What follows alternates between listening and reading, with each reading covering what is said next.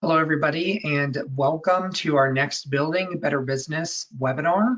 My name is Luke Fry. I'm the Associate Director of Communication for BBB serving Connecticut. And we're just going to let a few more attendees join today. But today we are joined by Catherine Marks, who is the District Director of SBA here in Connecticut. And she's going to give us an overview of all of the programs SBA currently has for businesses.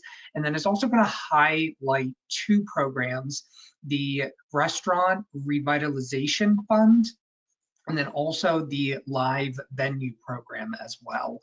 So I invite Catherine to join us, and I'm going to turn things over to you.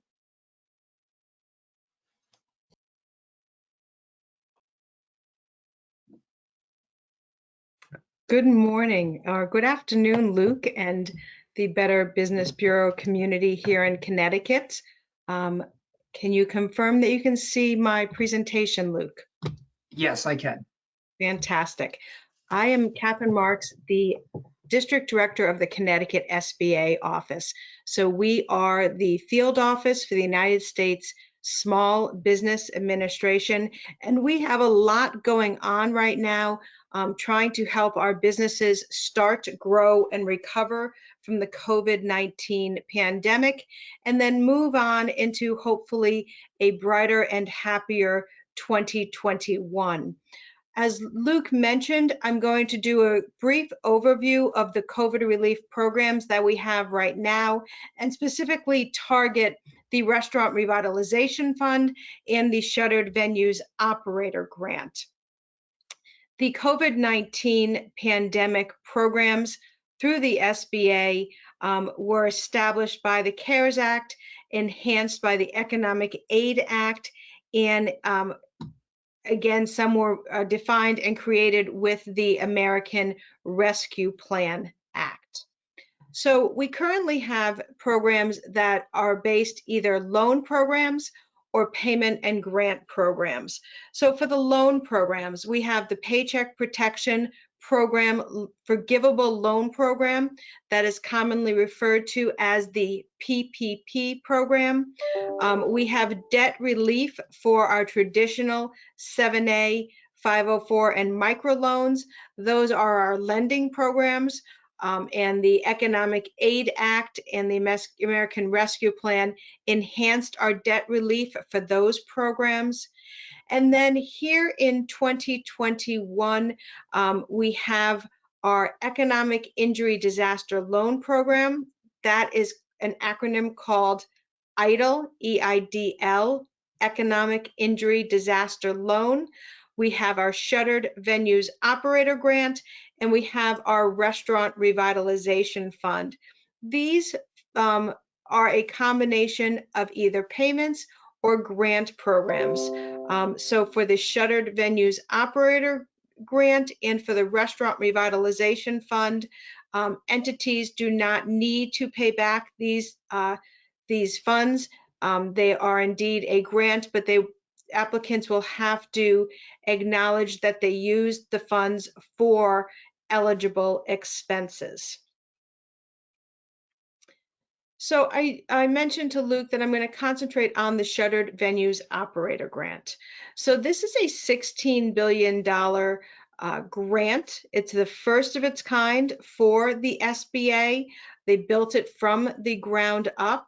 And the eligible entities are live venue operators, promoters, theatrical producers, the live performing arts, museum operators, zoos, and talent representatives. All of these entities need to have been in operation by February 29th, 2020. So the way you would go about applying for these funds is at sba.gov/SVO grant. The fund, as I said, is currently open. It is taking applications. If you need help with this program, if you are indeed an entity that fits into this, I would really like to encourage you to talk to one of our resource partners. When I talk about any of these programs, we at the SBA Connecticut are more than happy to help you. but we have extensions of our services that are the resource partners. Who are they?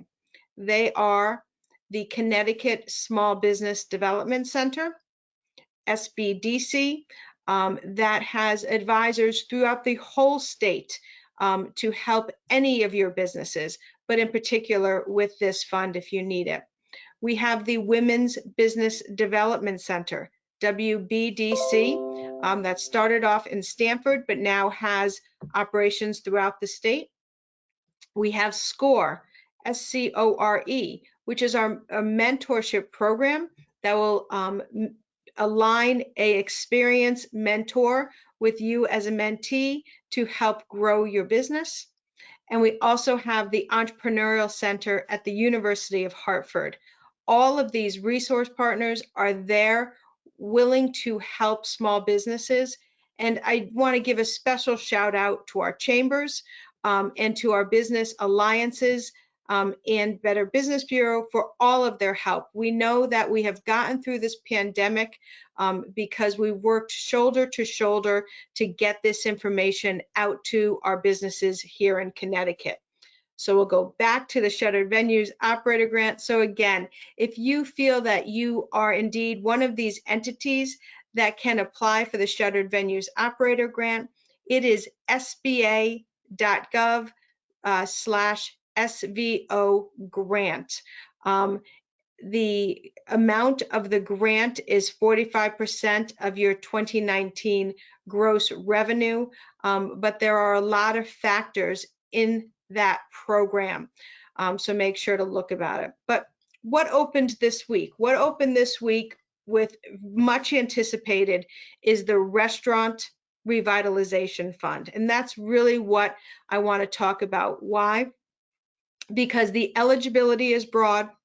The calculation is very simple and easy for our entities to understand, and they can apply today. So you can apply for this fund today. So the Restaurant Revitalization Fund was created through the American Rescue Plan Act, signed into law March 11th, 2021. We're going to refer to it for the rest of this seminar as RRF. It appropriated $28.6 billion. Now that's a national dollar amount, $28.6 billion for this entire grant. So we are in no better terms competing. So Connecticut entities are competing for these federal funds. So there's not a dollar amount associated with Connecticut. So that's $28.6 billion nationwide. And the fund will remain open until the appropriation is exhausted. When you go to use these funds dollars, you are going to have to use them before March 11th, 2023. That is a very large window, what we call a covered period, to use your expenses, or to use the fund on expenses, pardon me. So who is eligible? A big swath is eligible, and they have to be for the primary purpose of serving food or drink to the public. So that's the primary group that we're going for here, or Congress was going for. This is a Congress, again, this is law, and the SBA takes the law and interprets the program. So who is eligible? Restaurants, food stands, food trucks, food carts, caterers, bars, coffee shops, ice cream shops. For the next group, you have to make sure that you have on-site sales of at least 33% of your gross receipts, and those are bakeries, brew pubs, wineries, and inns. So very large group of folks who are eligible, and I want to make sure you understand this is any eligible. So it is the pizza restaurant on Main Street, it is the bakery, and it is the food truck. So anybody in between. So it's not just restaurants, it's all those whose purpose is to primarily serve food or drink to the public. And just how much is the fund going to be? So it's up to $5 million per location, with the minimum award of at least $1,000. What's really important also is to say who's not eligible. So if you are an entity that is state or locally owned, you are not eligible for this fund. If you're a publicly traded company, you are ineligible. If you are permanently closed, you are ineligible. If you are temporarily closed, there is some instances where you'll be able to go get the fund, but if you are permanently closed, you are ineligible for the fund. If you're a nonprofit, you are ineligible. And if you own or operate 20 locations, you are ineligible. So we know who's eligible now, and we know who is ineligible. So we talked about the fact that you cannot be permanently closed, but we know that this industry was hurt during the COVID-19 pandemic. So there is some leeway. If you are in bankruptcy and you have a plan of reorganization, that would be chapters 11, 12, or 13, you can be eligible if you meet all the other requirements.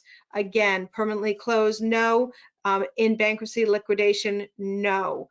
And if you do not yet have your approved plan of reorganization, unfortunately, you are not eligible at this time. You will have to make an attestation when you apply for this fund, very similar to all of our other programs. You need to assert that these funds are necessary for you to support your ongoing anticipated operations due to the current economic uncertainty. So you are going to attest that you do in fact need these funds. So we know who's eligible, we know who's ineligible. You have to assert that you need these funds. How can you use them? So important here when you're thinking about how can you use these funds. Why are these funds important for you to go to?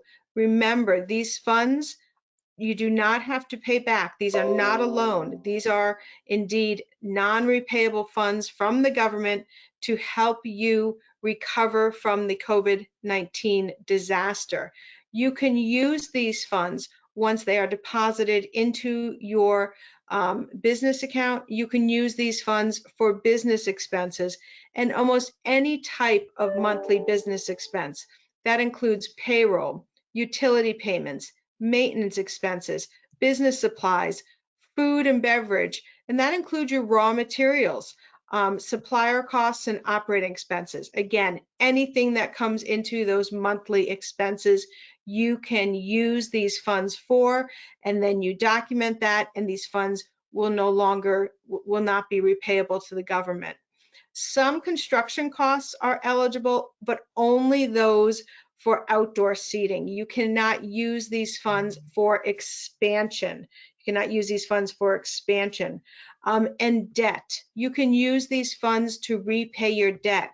That includes both interest and principal on your mortgages. You cannot repay your mortgage, but you can use these funds to pay your principal and your interest. And you can also use these funds to pay your debt. If you have debt service, you can use these funds to pay debt service. So a wide swath of eligibility on how you can use these funds once you get appropriated with the award. Business expenses, construction expenses, if it's outdoor seating, and business debt, including principal and interest. I said in the beginning that you have the ability to use these funds all the way out to March 11th, 2023. That is not a typo. It's all the way out to March 11th, 2023. If you unfortunately do close prior to then, that date will move up to the date of your closure. And you will have to, these are government funds, you will have to give a detailed expenditure report of how you use these funds. So just make sure you use them for those eligible expenses. Again, it's a very large and large group of things that you can use these funds for. So how do you calculate the amount of your fund? This is actually, I think, one of our easiest calculations because it is very simply trying to get you back to your pre-2019 state of financial, your financials. So the calculation of the fund is this simple. You take your 2019 gross receipts, you subtract your 2020 gross receipts, you subtract any PPP loans that you get, and that is the fund amount. So if you were in operation all of 2019, that is simply your calculation. 2019 gross receipts minus 2020 gross receipts minus any PPP loan amounts. And I'll answer a question right off the bat, one that we often get, is you do not have to have gone through forgiveness for your PPP loans. This is clearly just how much you received from your bank in your PPP loan. So you're going to need to know your loan number and the amount of your PPP loan. So what happens if you were a business but you weren't in operation all of 2019? It's a different calculation, but still rather simple. You're going to take your average 2019 gross receipts, so the average, and you times that by 12. And then you use that to subtract your 2020 gross receipts and your PPP loans. Again, a very simple calculation.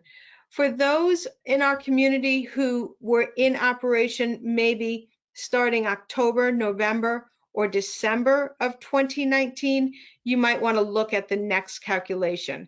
But if you were in operation for the majority of 2019, it's very simple. Your average monthly 2019 gross receipts times 12 minus your 2020 gross receipts minus your PPP loans.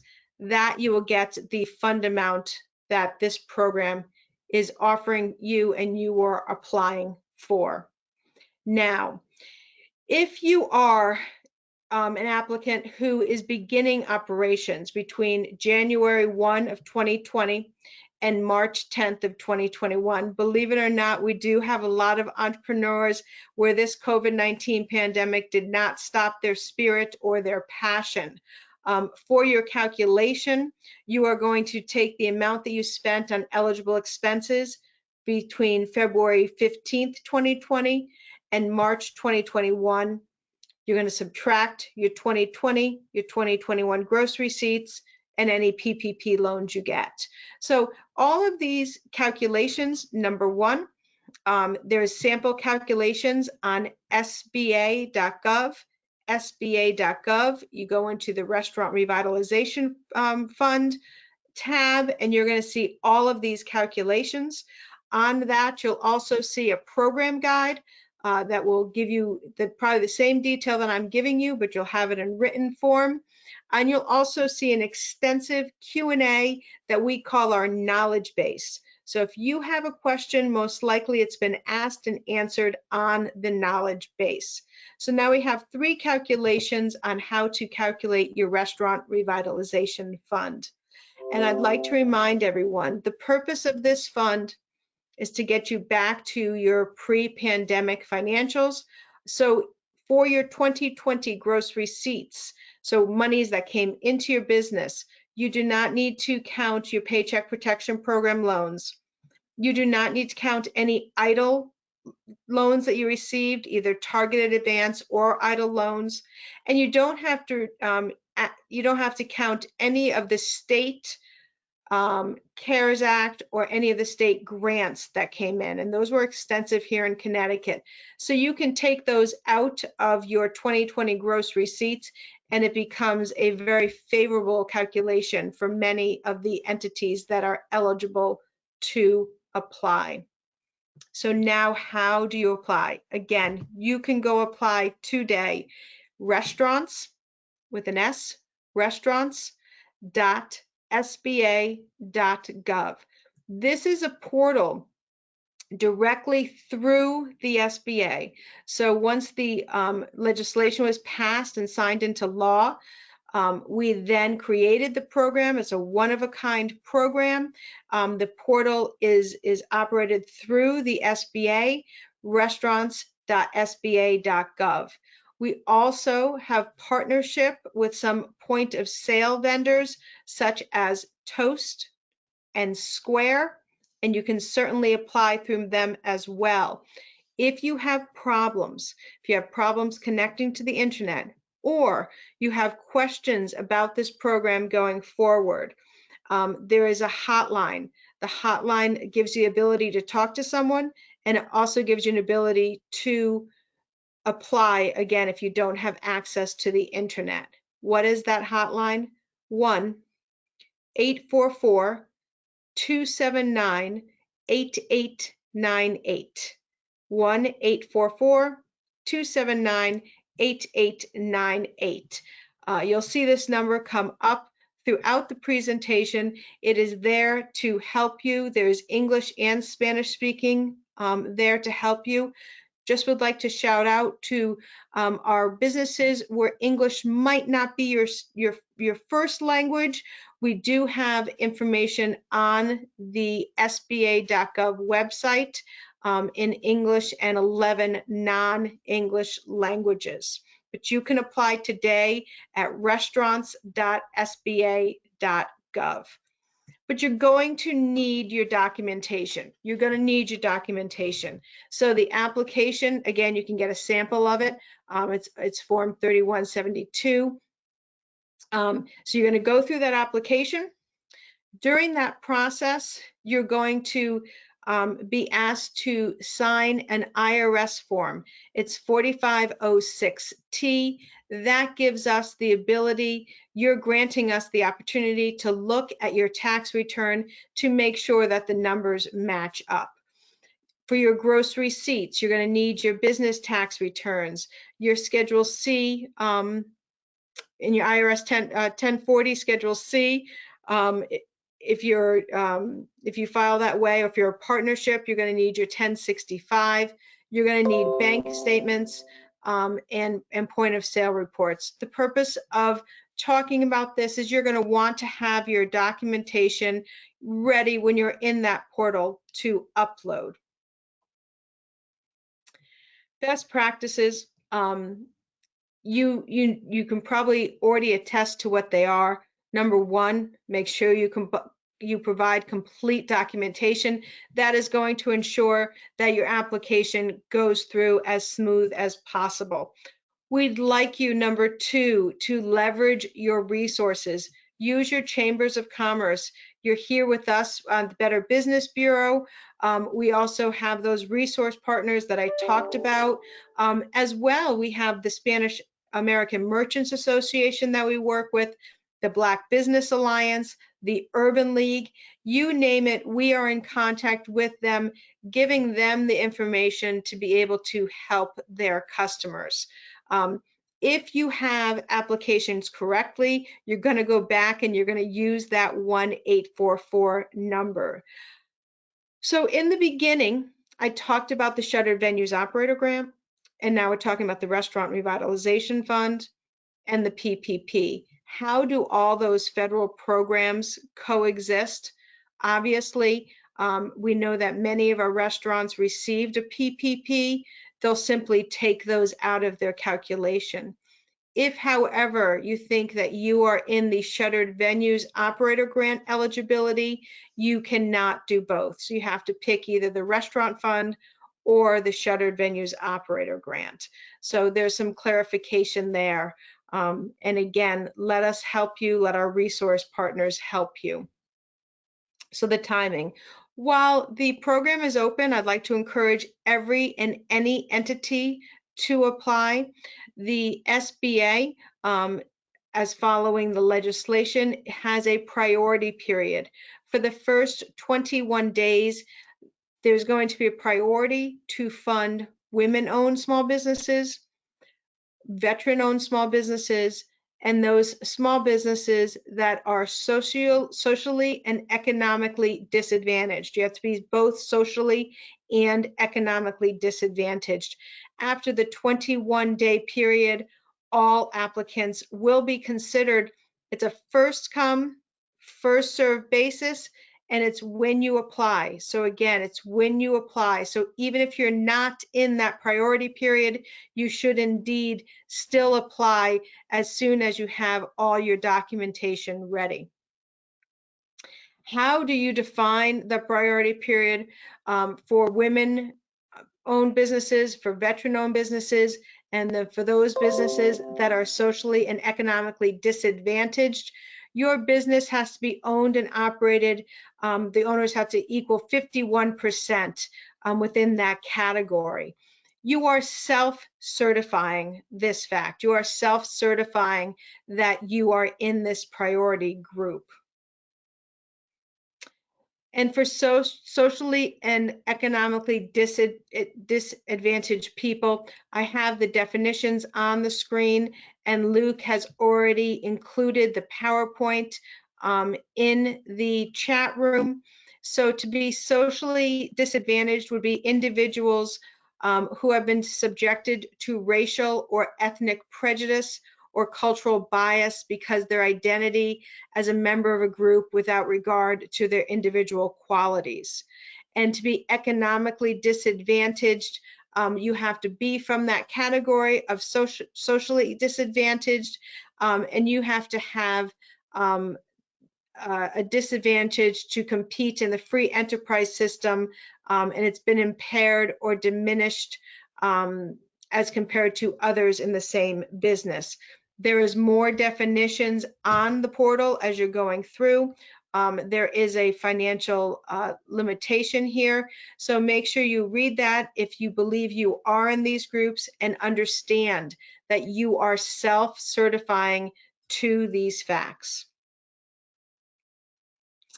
And of course, you can't go and reorganize to try to get into the priority period. If you do that, unfortunately, you will have an automatic disqualification. So how do you get help? We've talked about this a number of times. SBA.gov, we have a knowledge-based Q&A on there. Last I looked, we've answered almost 100 questions. If you have that question, most likely it has been asked and answered. The call center is also the application line, 1-844-279-8898. We here at the Connecticut SBA office are very willing to help you. You can email us, Connecticut, spelled out, _DO for district office at SBA.gov. And again, we have multiple languages on the website to help our non-English speaker small communities. So the key takeaway here is that the SBA, and here us SBA in the Connecticut district office, are here to help. We have a number of programs. While I concentrated today's call on the Shuttered Venues Operator Grant and the Restaurant Revitalization Fund, we do have other programs to help you start, grow, and recover your business from a national disaster. The Paycheck Protection Program, our 7A, 504, and micro loans have seen debt relief. We have the Economic Injury Disaster Loan, which goes through the SBA Disaster Office. We have the Shuttered Venues Operator Grant, which is up and running, and the Restaurant Revitalization, which is up and running. And just to put a few numbers, just to give you a little bit of context here, for the Paycheck Protection Program in Connecticut, in 2020, 65,000 loans were approved for $6.7 billion.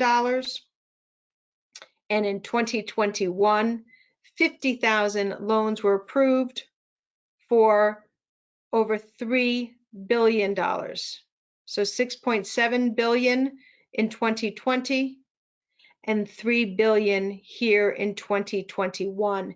Those are all 100% forgivable loans. So we really are here to help pushing these programs through. The key part about a program is you have to apply. So if you want these fundings for the Restaurant Revitalization Fund, you indeed have to apply to the program at restaurants.sba.gov. We also provide a lot of other programs for veterans.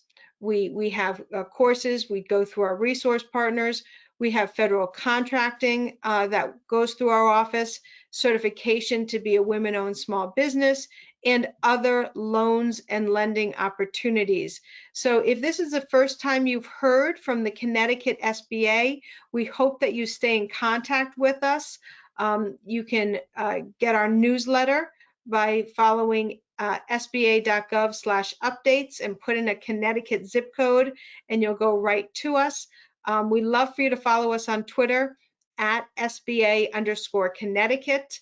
And again, if you have questions or concerns, our email is Connecticut, spelled out CONNECTICUT_DO for district office at SBA.gov.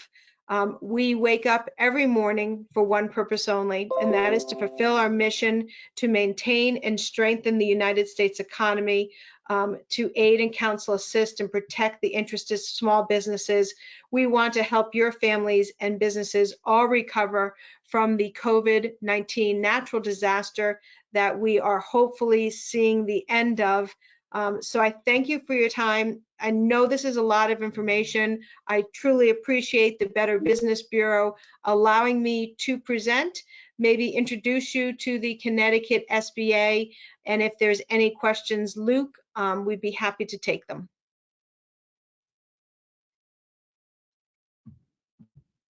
Yeah, thank you, Catherine. If anybody has questions, please type them in the questions box right now.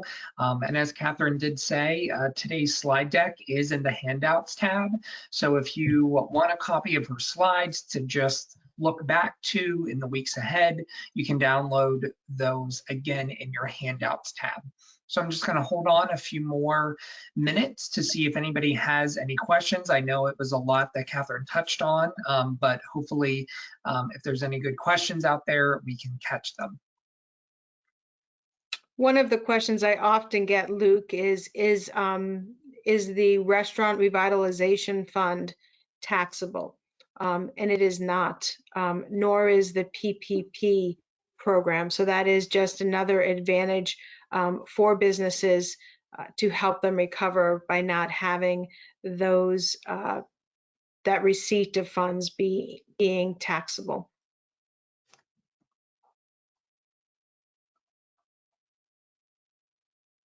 All right, we're just waiting for any more questions that anybody else has. I did hear you talk about, you know, in order to calculate, I believe it was the restaurants fund or the grant, how they were supposed to take their 2019 gross receipts minus their 2020 minus any PPP loans. You know, could there be a business out there that after subtracting PPP loans aren't eligible for that grant? I just don't know how that would work. So there are, on any given day, I talk to a number of businesses.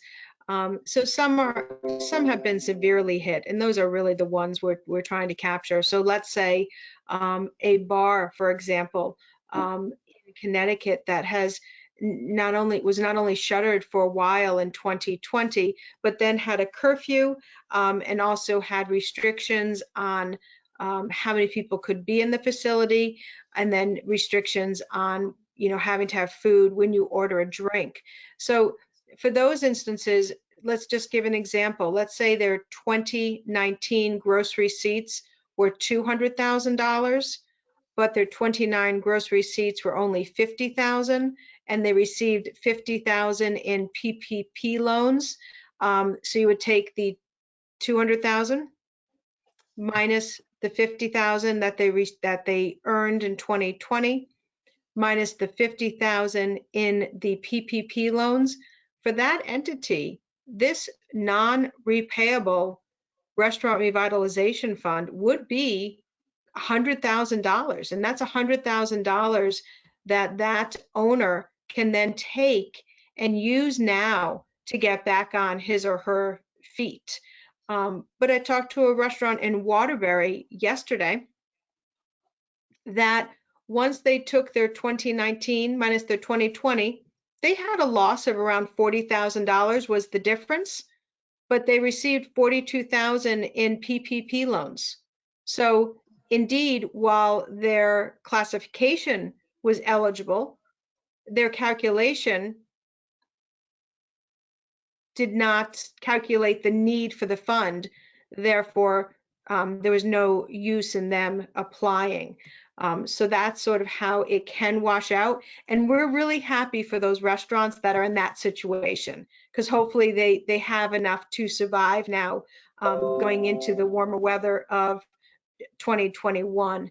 But unfortunately, there's a lot of Connecticut restaurants that have permanently closed, unfortunately, or that have closed temporarily, or that are really struggling. And that's who really this is for: the food trucks, the inns, and not inns meaning lodging, inns meaning restaurants, the bars, the taverns, the coffee shops, the bakeries. So if you're a coffee shop in a very urban center that doesn't have their workforce there, feet on the street, this is for them.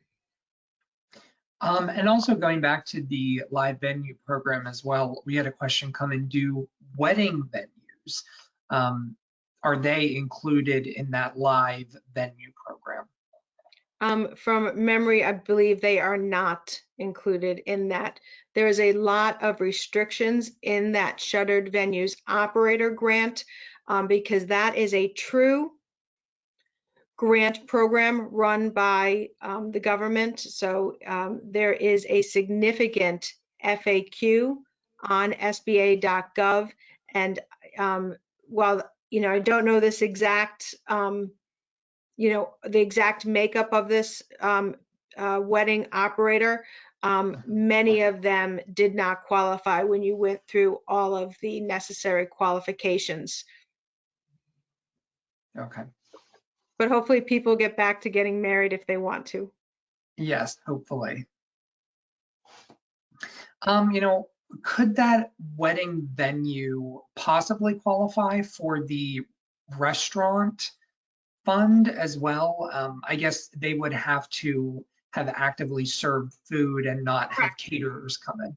But correct. So that's really right. That's really where, and that's where I encourage anyone to dial down. Don't if you're in one of these categories where it's just a little bit gray, make sure to reach out to us, Connecticut_DO@SBA.gov. Or our resource partners, because maybe the way you've set up, maybe you do sell food and drink to the public. So there's a lot. While the program might be simple on a PowerPoint deck, life is complicated, and running a business is complicated. So you do have to get some help, and don't do it alone. I don't usually like to use four-letter words on a live program, but I'm going to. This is free. Our resources are free to you, small businesses. So make sure to contact SBDC, Small Business Development Center, the Women's Business Development Center. Get the information that you need. I do. My office is doing 4 Restaurant Revitalization Fund webinars today, just today. Wow. So we are out there really promoting this, and we're doing one this evening in Spanish. Not me in particular, one of my talented colleagues. So we are really trying to get this information out there. That's great, yeah, and it's going to help a lot of our small restaurants here in Connecticut. I know that we have a couple AVs that are restaurants that hopefully can take advantage of this program. So I don't see any other questions right now, but Catherine, we appreciate the time you always take out to, help explain to our accredited businesses all of your programs and how they may qualify. And it was also a great tip you brought up. If you have a question about if your business does qualify, reach out to the SBA, use that email Connecticut_DO@SBA.gov. I can't believe I just remembered that. Reach out to them and ask just to make sure you don't qualify, even if you think you might not. So again, we thank you, Catherine. And we are going to be posting this on our YouTube channel later on today for anybody who was not able to join. But I hope you have a great rest of your day, Catherine, and have a great presentation later on. Thank you. All right, thanks. Have a great day, everyone.